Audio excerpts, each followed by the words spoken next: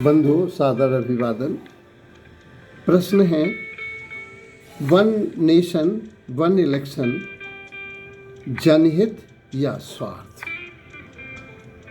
इस प्रश्न को हल करने के लिए प्रारंभ करता हूँ महान दार्शनिक अरस्तु के वाक्य से। अरस्तु ने कहा था कि प्रजातंत्र दुनिया का बेहतरीन तंत्र है, शर्त है कि लोग नैतिक हों। बेस्ट तंत्र है, लेकिन अगर अनैतिक हों तो ये दुनिया का वर्स्ट तंत्र है, रद्दी तंत्र। इसी तरह से महान दार्शनिक खलील जिब्रान, जो यहूदी दार्शनिक था, उसने कहा कि वो देश दयनीय है जहाँ क्षेत्रवाद, भाषावाद, जातिवाद उभर कर आ जाए और राष्ट्रीयता से ऊंचा स्थान प्राप्त करने लगी।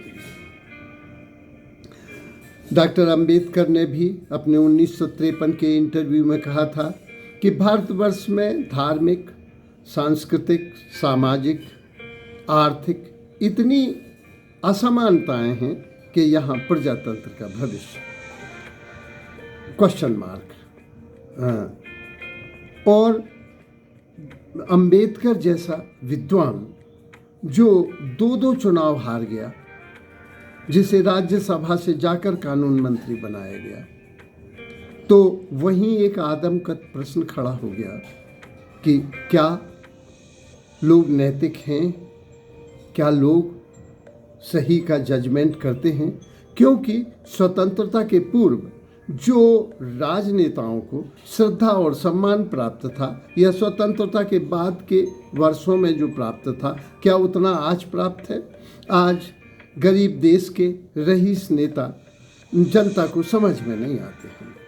फिर भी ये गर्व की बात है कि भारतवर्ष एक प्रजातांत्रिक देश है और दुनिया का सबसे बड़ा लोकतंत्र है। अमेरिका, ऑस्ट्रेलिया, जर्मनी, फ्रांस, इस तरह से 56 मुल्क ऐसे हैं जो प्रजातांत्रिक देश हैं।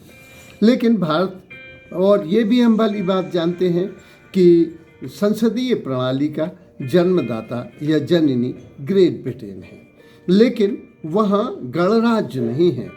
वो लोकतांत्रिक देश होते हुए भी उनका जो राष्ट्र का प्रतिनिधि होता है, राष्ट्रपति होता है, वह जापान और ब्रिटेन का वंशानुगत है। भारतवर्ष में राज्य का जो प्रतिनिधि है, गणराज्य का, वह भी जनता का चुना हुआ प्रतिनिधि होता है। इसलिए जनता को विशेष अधिकार प्राप्त हैं।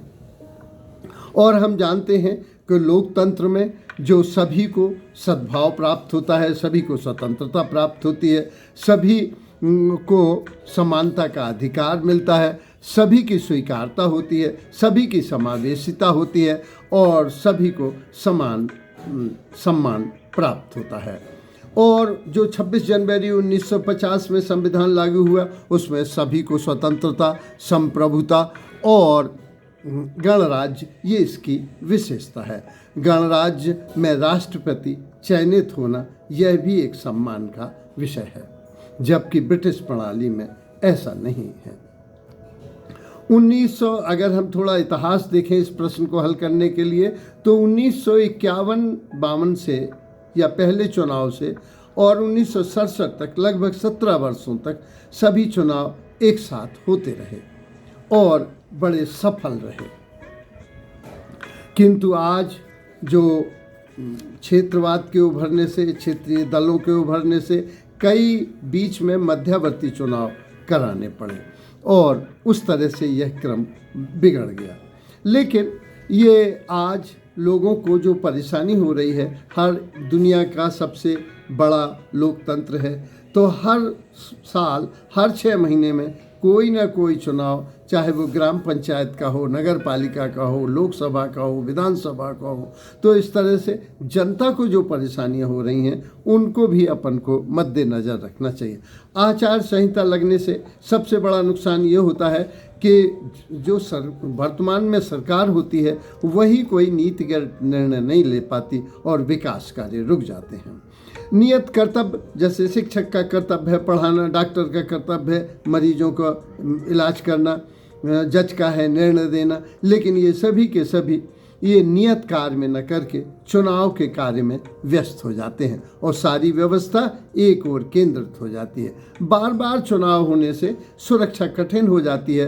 परिणाम स्वरूप जो बूथ कैप्चरिंग होती है, काले धन का बोलबाला हो जाता है, क्षेत्रीय मुद्दे बहुत प्रभावी हो जाते हैं और चुनाव ज़्यादा होने की वजह से वित्तीय बोझ बहुत पड़ता है। अभी इन्होंने कहा कि जो नेता लोग घोषणा कर देते हैं और नगद प्रावधान दे देते हैं और प्रलोभन की वजह से चुनाव पाने के, इससे वित्त का बोझ बढ़ जाता है। आरबीआई ने निर्देश दिया है कि ऐसे निर्देश नहीं होना चाहिए। लोग अपने लोकल मुद्दों को भुनाने के लिए ऐसी योजनाएं प्रारंभ कर देते हैं कि नगद पैसा का भुगतान होगा। इससे गरीबी घटती नहीं वरन बढ़ती है। ये तो इसी तरह का है कि आज का हमने भोजन दे दिया लेकिन उत्पादकता में कोई फर्क नहीं पड़ा। बार बार चुनाव होने की वजह से जो लोक लुभावन वायदे करती है सरकार और लोगों की रुचि घट जाती है।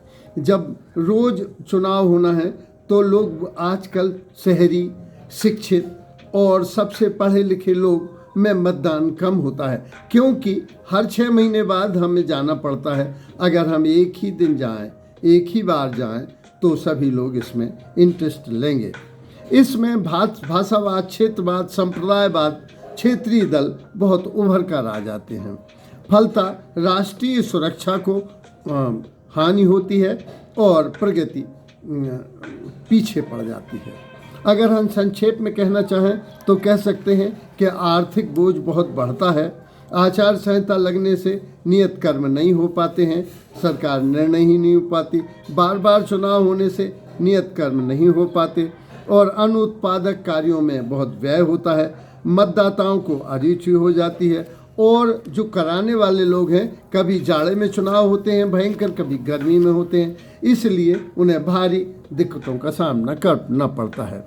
इसके जो एक देश एक चुनाव अभी बिल पास हुआ और लोकसभा में 362 मत प्राप्त होना चाहिए, इसके लिए 364 मत प्राप्त होना चाहिए, किंतु 294 मत ही प्राप्त हुए और राज्यसभा में 164 मत प्राप्त होना चाहिए, लेकिन राज्यसभा तक ये जा ही नहीं पाया। उसके पहले ही ये विवाद का विषय बन गया और 39 सदस्यीय समिति को यह दे दिया गया है। अब ये बहुत लंबी प्रक्रिया में आ गया और ऐसा लगता है कि जो क्षेत्रवाद था, क्षेत्रीय दलों के दबाव में बड़े राष्ट्रीय दलों ने भी इसका समर्थन समुचित रूप से नहीं किया।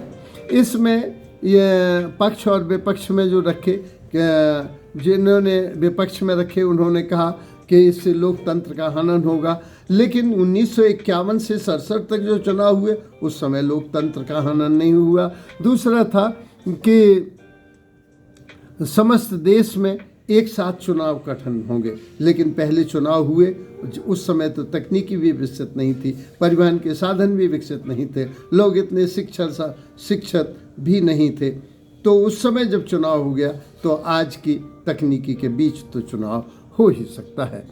केंद्र की संप्रभुता बढ़ जाएगी, केंद्र की शक्ति बढ़ जाएगी, तो केंद्र की शक्ति तो बड़ी होना चाहिए। शर्त है कि प्रांत की शक्ति या क्षेत्रीयता की शक्ति भी ना घटे, क्षेत्र भी जिंदा रहे और राष्ट्र भी जिंदा रहे। राष्ट्रपति चुनावों पर हस्तक्षेप करेगा और लेकिन ये संवैधानिक दृष्टिकोण से हस्तक्षेप करेगा, कोई डिक्टेटरशिप तो है नहीं।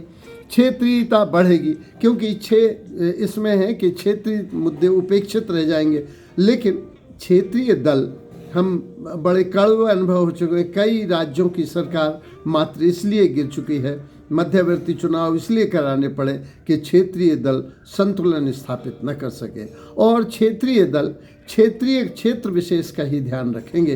कोई अपनी जाति, जैसे मायावती जी हैं, वो उनके लिए केवल दलित ही हैं, जबकि ब्राह्मण और सवर्ण और दलित सभी उनके ही हैं, वो राष्ट्र की नेता हैं। उसी तरह से अब असदुद्दीन ओवैसी उनकी नज़र में केवल मुसलमान हैं, अरे हिंदुओं के भी आप नेता हैं। इस तरह से लोग क्षेत्रीयता में जातिवाद को बहुत महत्व दे देते हैं और जातिवाद उभर के आ जाता है तो भाषा राजनीति